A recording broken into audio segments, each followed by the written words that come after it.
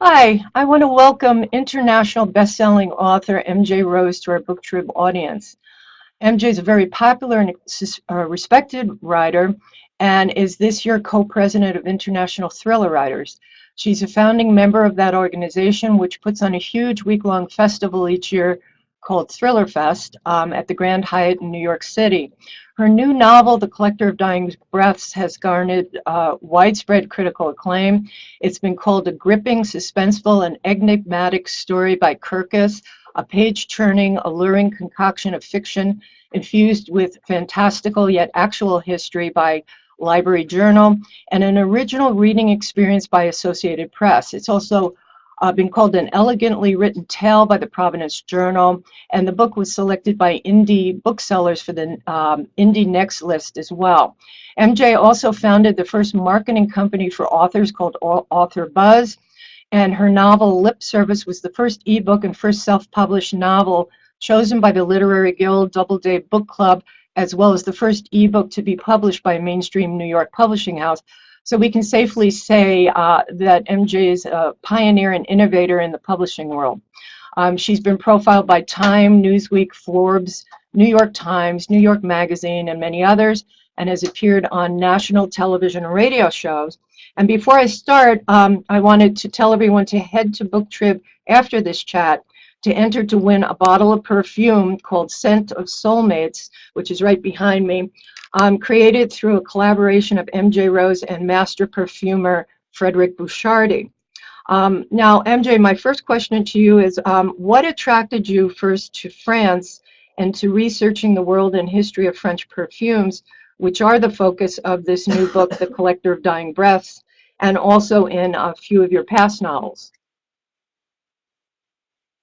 Hi, Deb. Thanks for welcoming whoever is running this that I can't see any of the questions still. Um, so, what, France. Okay, so I've always been fascinated with perfume since I was a little kid. My mother tells a story that when I used to play dress up like every little girl probably did with her shoes and her jewelry and her makeup and her perfume. And I got so entranced with perfume that she got me some books about perfume. And I was found one day in the living room with a big bowl of rose petals from some bouquet she'd gotten, and dried lavender from a sachet in her lingerie drawer, and a bottle of vodka. And I was mixing all this stuff together because I'd read that perfume is dried flowers and alcohol. And at 10, I thought alcohol was vodka.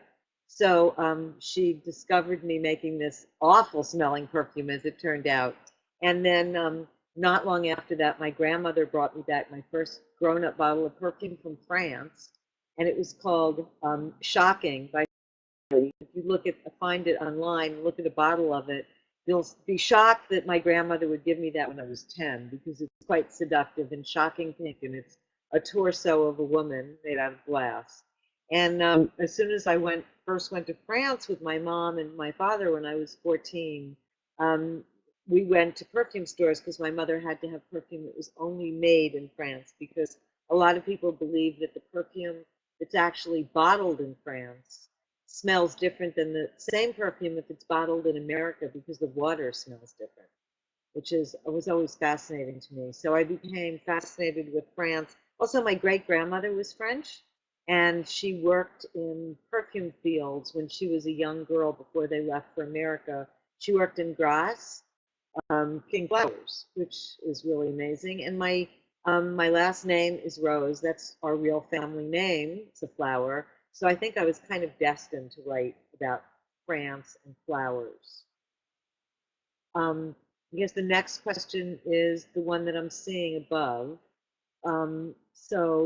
Jessica asks, um, am I supposed to read the questions? Anyway, I guess I will. I don't know if everybody else can see them. Jac L'Etoile, your main character, takes trips to the past that are triggered by sense. I think this would translate nicely into a movie or TV series. Would you want to see this character come alive on screen or remain on the pages? Well, I think every writer dreams about having their book come alive on the screen. I actually was lucky, or in some ways unlucky enough, to have one of my previous books turned into a TV series. The book was called The Reincarnationist, and the TV series was called Past Lives. And as people described it, I mean, it had nothing to do with what showed up on the screen couldn't have been further from my book. As somebody told me, when you sell your book to Hollywood, it's like putting your kid in a nursery school run by Jeffrey Dahmer. So I would love to see Jac be a TV or movie character, but only if somebody actually paid attention to who she is and what she looks like and really found somebody that fits Jac, and not like what happened with the reincarnationist, because it was really it was sad. There was nothing about the book that wound up on the screen. It was exciting waiting for it, but once it happened, it was kind of sad. The next question was collecting someone's dying breath something people actually did in the past, or was this idea something of your creation as a fiction author? So, interestingly, a little bit of both. I was doing research on reincarnation and read about two people, Henry Ford, who owned the Ford Motor Company and invented the Model T Ford, and Thomas Alva Edison, who, among other things, invented the light bulb. Were really good friends and students of reincarnation and very obsessed with reincarnation. And they started believing that if you could capture someone's dying breath, you would be capturing their soul. And if you captured their soul, at some point, if you could figure out how to use that dying breath, then you would be able to reincarnate somebody through their soul. So that was my starting point for this book. And I decided that we would have somebody in the past researching this and somebody in the present. And as it turns out, in ancient Egypt, ancient Egyptians completely believed that the soul leaves the body in its dying breath and travels to the heavens and the afterlife on the smoke of incense. And the actual word perfume comes from smoke, means through smoke. So perfume actually one of the very first mentions of it that we have in ancient literature and lore is of the dying breath leaving the body and traveling to the afterlife. So they're very connected.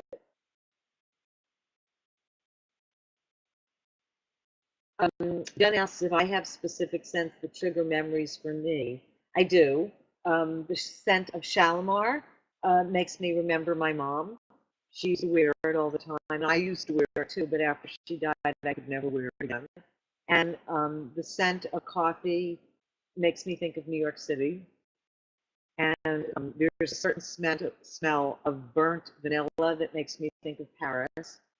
And different smells make me remember other people too. There's a perfume named uh, Fracas by, I can't remember who made Fracas, but whenever I smell Fracas, I remember a TV producer I used to work with named Sherry Fritzen. And she wore it every single day. And I can't ever wear it. I adore her, but I could never wear it as much as I loved it because it's Sherry's smell.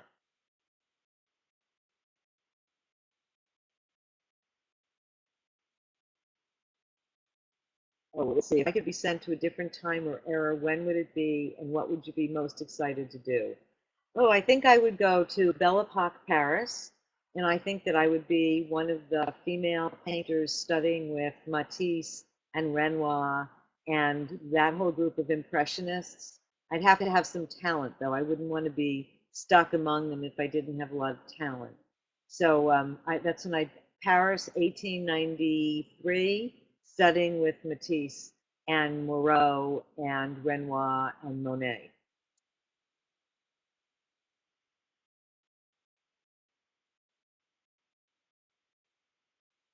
Henry said, I'm a founding member of International Thriller Writers and are its current co-president with Lee Child. How does the organization and its annual event Thriller Fest, which is conducted in New York City, different from any other organization and event? So yes, I am a founding member of ITW. We started it in 2004, so this is our 10th year anniversary, and we're very excited about that. And we're a very different organization. For one thing, we never charge our authors dues. We pay everybody's dues from the money that we make from our publications. And Thriller Fest is held every year in New York, which is also different. None of the other writers' organizations hold their events every year in the same place. And we do that so that our authors can have more reason to come to see their publishers, but also because we do a lot of things for authors who are starting out, including Agent Fest, where we have 50 to 60 agents who show up and allow debut authors to pitch them. We also have Craft Fest for every level of author, where we have classes taught by all the superstars, everybody from Lee Child to David Morrell, Steve Berry, Lisa Gardner, James.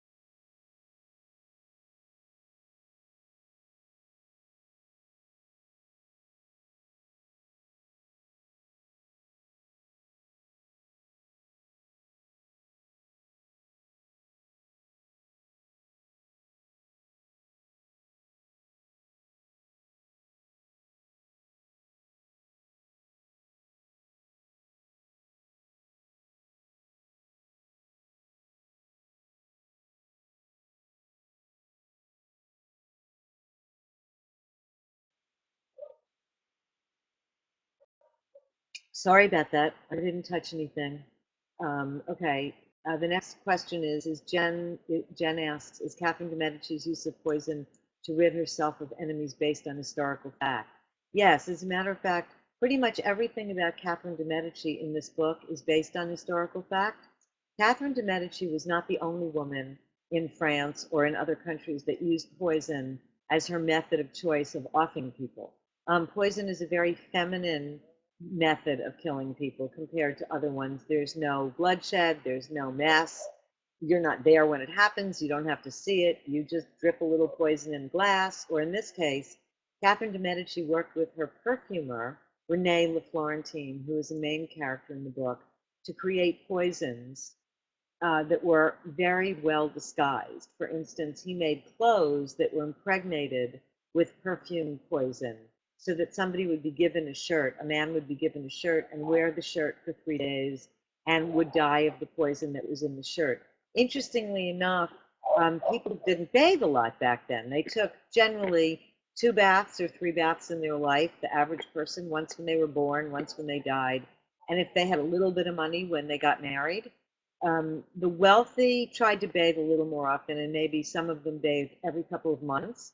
But as a result, when people put on clothes, they didn't change them a lot. So when a man put on a shirt that was poisoned, chances are he wore that shirt for 3 or 4 days. Clothes were very expensive and incredibly expensive to clean.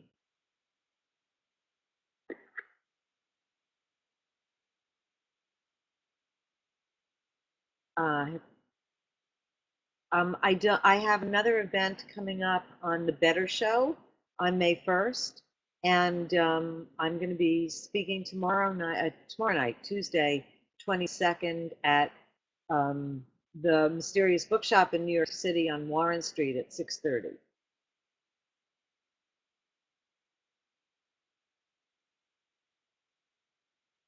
Uh-huh. Yes, I love the jewelry on my book covers too, and it's funny because I never talk to the designers about jewelry, but I love jewelry, and I'm obsessed with jewelry in a lot of ways. I wanted to be a jeweler. I wanted to be a lot of things. I wanted to be a perfumer. I wanted to be a jeweler. I wanted to be a psychiatrist. I wanted to be a painter. but jewelry was like way up there. So I was really flattered and excited with my last book, Seduction, which is about Victor Hugo and seances, to see this amazing necklace on the cover of the book. And on this book, what was really amazing was the first time I saw the book cover, the woman is wearing a necklace that has a cameo of a skull. And what this designer didn't know, what nobody knew, was that I had bought a cameo of a skull that was just like the one on the book cover about 3 weeks before I saw the book cover, just because I thought it really fit the feeling of the book, and that I try to buy talismans and things that go with each book that I write. So I was really shocked. And I wrote to the designer, who I have his email address so I can thank him each time he does another one of these amazing covers. And I wrote to him and I thanked him and I told him what an amazing coincidence it was. It really was strange.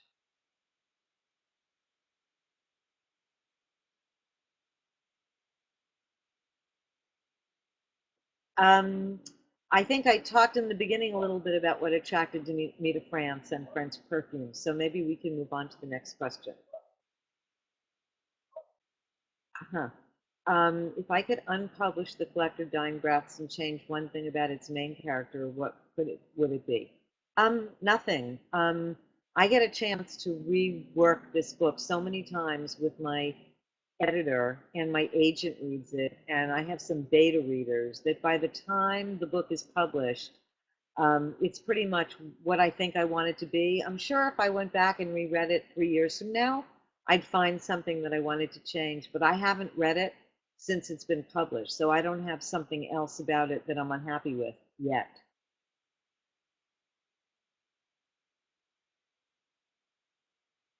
Did I have any other titles for my book before I chose The Collector of Dying Breaths? No. I'm very careful about titling something, and I usually am very connected to my title before I even start writing my book. The only one that I've had that's been a problem was the last book I wrote, which is Seduction. It was supposed to be The Seduction of Victor H. And for a lot of complicated reasons, my publisher thought that Seduction would be better. I think in retrospect, it was a mistake. I think a lot of people buy it thinking it's a romance and are disappointed when it isn't, or don't buy it because it's a romance. Not that there's anything wrong with romance, but they don't read romances. And so my readers who want to read suspense didn't buy it because they thought it would be romantic. So that's the only time that I've ever really had a title changed out of my 14 books. And I think it was an experience that's taught me that I'm not going to let anybody change my titles again.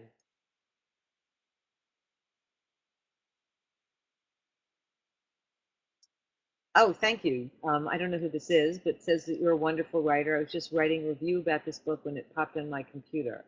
Question: is it hard to come back to the present when you've been working in the 1500s? Yes, actually. I find it very hard to go back and forth, so I don't write the book going back and forth.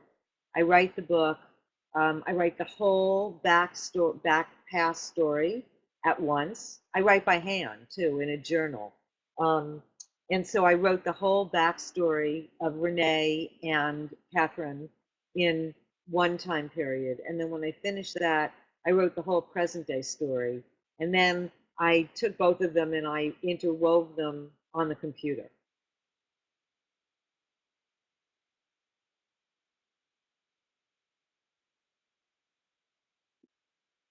Scent has been called the most powerful memory trigger. How do fragrances tie into your books?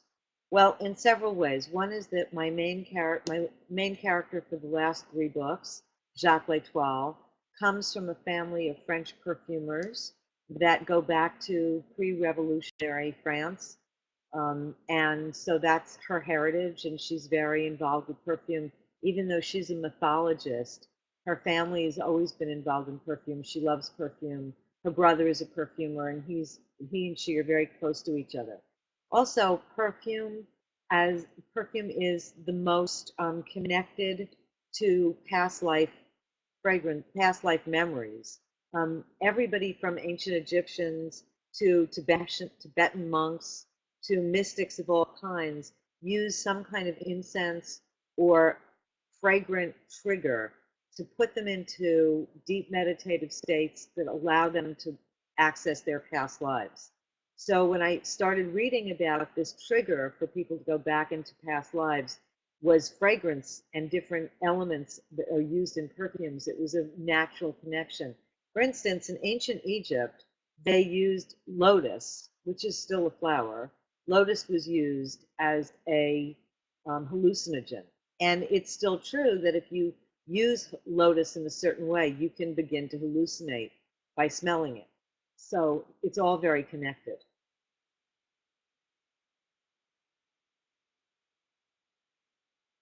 Um, you have a lot of beautiful inspiration on your Pinterest page. Have you ever gotten story inspiration from just one piece?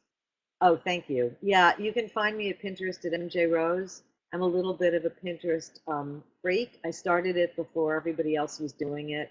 I was one of the early Pinterest people. I love making scrapbooks, and so Pinterest is a way to collect the images that I want to use in scrapbooks. And there are many, many, many pieces in my different Pinterest pages that are inspirations for the book. There's a Pinterest page for this book called Journey to the Page #3, Collective Dying Breaths. And I have a lot of the images that inspired Malinois Cypros, who's the character, who's one of the main characters in this book. She's the collector, the present day art collector and collector of dying breaths. And so she's very much inspired by images that I collected of her, her clothes, her jewelry. She really was made from a scrapbook. Do you think people wear different scents expecting to get a certain reaction from people? Does this always work out? No, I don't actually know a lot of why other people wear fragrances. I wish that you all could talk back and you could all tell me what you think. Um, I don't know. I think that, but I don't think that if you did wear a fragrance expecting to get a certain reaction, it would necessarily work out because I don't think other people smell the fragrance on you the same way that you smell it on yourself. That's one of the reasons you should smell a perfume on a cotton or a cotton pad and not just on your skin so that you can really get a true sense of the fragrance on its own before it's mixed with any of your body chemicals.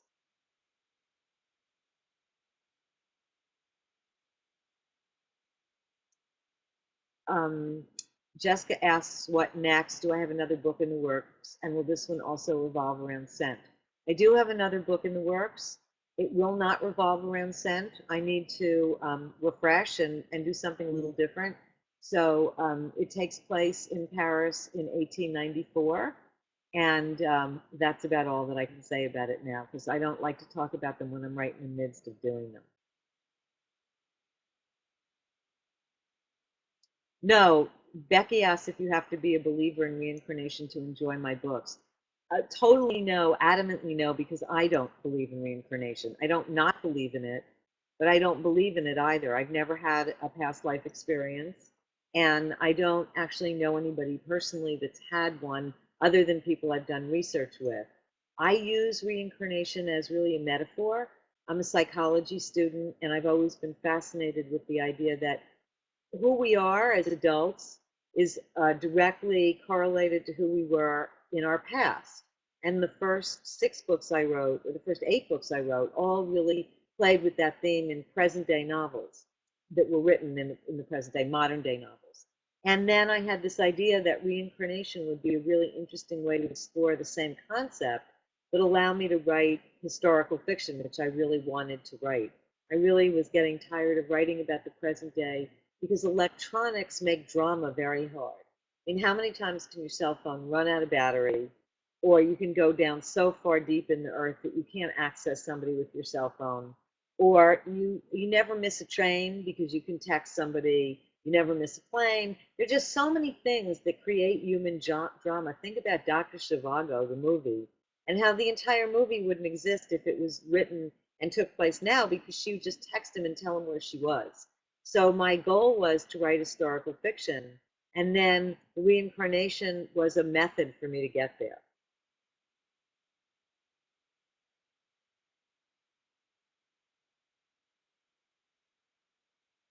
I'm not sure I understand the question. What is my favorite go-to as you are writing to get information about fragrance? I'm sorry, what do you mean about your favorite go-to?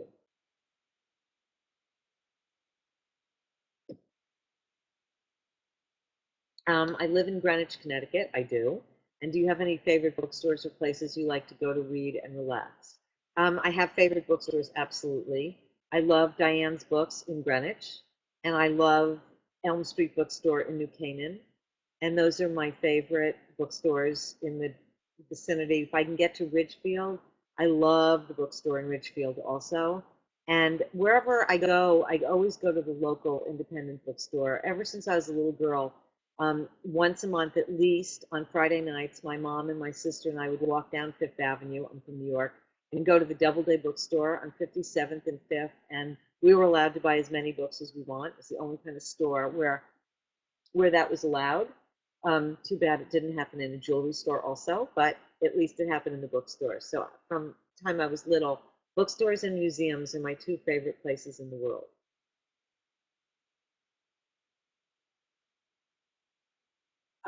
Do I have a writing schedule, and how often do you dedicate daily to working on your projects? I definitely have a writing schedule. Um, for about 9 months of the year, I get up every morning at 6:30, and I write and I work on my book till somewhere between 9:30 and 10:30, so 3 to 4 hours. Um, I do that for the first draft and the second draft and the third draft of the book.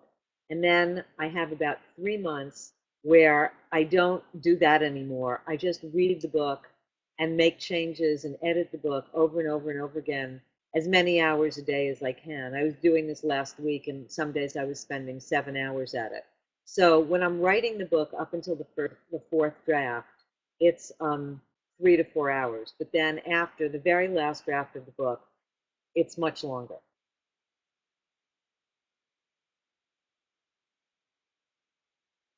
Oh, it's really interesting about perfume. Um, Let me show you something. I just happen to have a bottle of perfume here, so I could show you this. Most people put perfume behind their ears and on the inside of their wrists. Whoop. But those are the worst places to put perfume. For one thing, behind your ears, there are oil glands, and oil glands, the oil actually will change the scent of the perfume and alter it. So that's terrible. Your wrist is you're hitting it on your keyboard all day. It's rubbing against your clothes. No scent leaves your body faster anywhere on your body than if it's on the inside of your wrist. So what you should do is you should spray the perfume on the top of your wrist, on the front of your neck, and should spray it kind of above you and kind of walk through the mist. And then it's kind of like a bath of perfume that's really very lovely. But you should be careful not to do that if you're wearing pearls, because the perfume can affect the nacre on the pearls and really ruin them. So also turquoise and some other stones that aren't like diamonds are fine, but some other stones that the color could be changed. You have to be very careful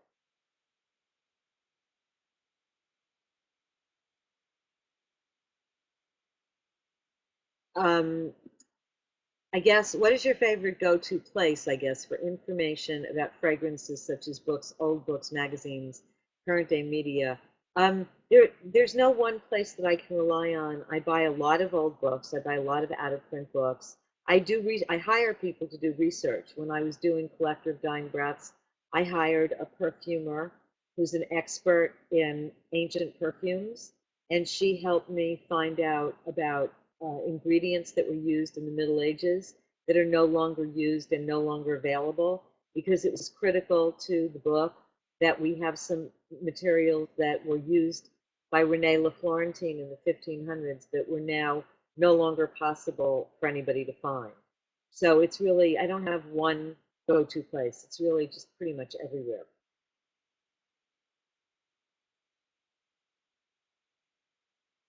What are you currently watching on TV? Do you have any favorite shows you can't miss? Yes, I love Mad Men. I worked in advertising for most of my life, and I still do. So I love Mad Men.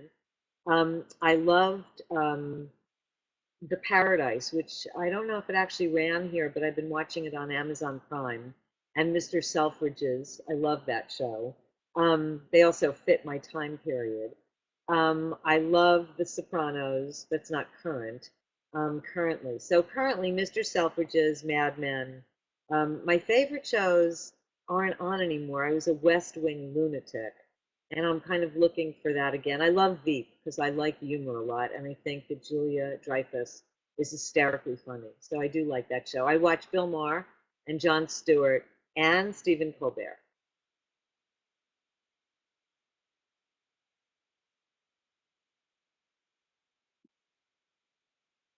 Yes, do enter to win a bottle of Amsour, the scent of soulmates, which I created with a perfumer for my main character, Jac L'Etoile. Thanks for having me.